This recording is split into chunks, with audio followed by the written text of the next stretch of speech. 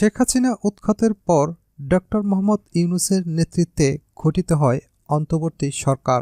এরই মধ্যে বাংলাদেশ ভারত সম্পর্ক ইতিহাসের সর্বনিম্ন পর্যায়ে পৌঁছেছে, যা কোনোভাবেই মেনে নিতে পারছে না ভারত। দুই দেশের টানাপোড়েন রাজনীতি থেকে শুরু করে এর প্রভাব ফেলেছে ব্যবসায়িক খাতেও।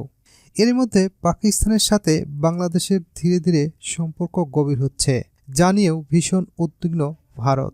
যার কারণে ভারতের প্রতিটা গণমাধ্যম একের পর এক মিথ্যা সংবাদ প্রচার করে যাচ্ছে।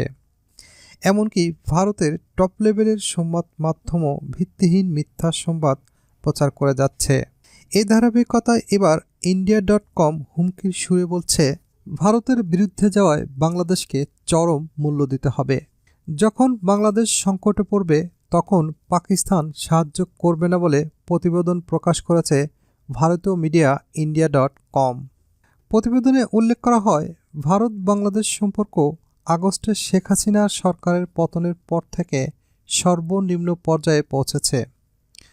বর্তমানে নোবেল বিজয়ী মোহাম্মদ ইউনূসের নেতৃত্বাধীন অন্তর্বর্তীকালীন সরকার দায়িত্ব পালন করছে। এই সময়ে বাংলাদেশ ভারতের বিরোধিতা করে পাকিস্তান ও চীনের সাথে ঘনিষ্ঠতা বাড়ানোর চেষ্টা করছে। তবে বাংলাদেশের এই অবস্থান একটি গুরুত্বপূর্ণ সত্যকে উপেক্ষা করছে, যে দেশটি অনেক গুরুত্বপূর্ণ পণ্যের জন্য ভারতের উপর নির্ভরশীল। প্রতিবেদনে বলা হয়, ভারত বাংলাদেশের দ্বিতীয় বৃহত্তম বাণিজ্যিক অংশীদার।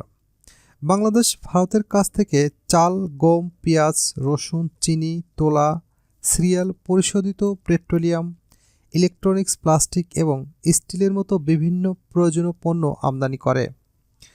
2022 থেকে 2023 অর্থবছরে ভারত বাংলাদেশে মোট দ্বিপাক্ষিক বাণিজ্য ছিল $16 বিলিয়ন, যার মধ্যে বাংলাদেশের রপ্তানি ছিল মাত্র $2 বিলিয়ন। অর্থাৎ বাংলাদেশে বড় ধরনের বাণিজ্য ঘাটতি রয়েছে। প্রতিবেদনে আরও উল্লেখ ছিল, বাংলাদেশের অর্থনীতি মেরুদণ্ড হল এর টেক্সটাইল শিল্প, যা দেশের জিডিপির 11% অবদান রাখে। তবে এই শিল্প ভারতের তুলা আমদানির উপর ব্যাপকভাবে নির্ভরশীল। বাংলাদেশ ভারত 4,367 কিলোমিটার সীমান্ত ভাগাভাগি করে। বাণিজ্য ছাড়াও গত 8 বছরে ভারত বাংলাদেশকে $8 বিলিয়ন আর্থিক সাহায্য দিয়েছে বলে উল্লেখ করা হয়।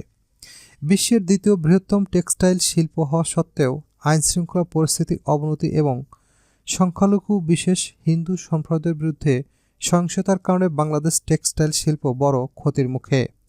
অনেক কোম্পানি তাদের কার্যক্রম বন্ধ করার পথে।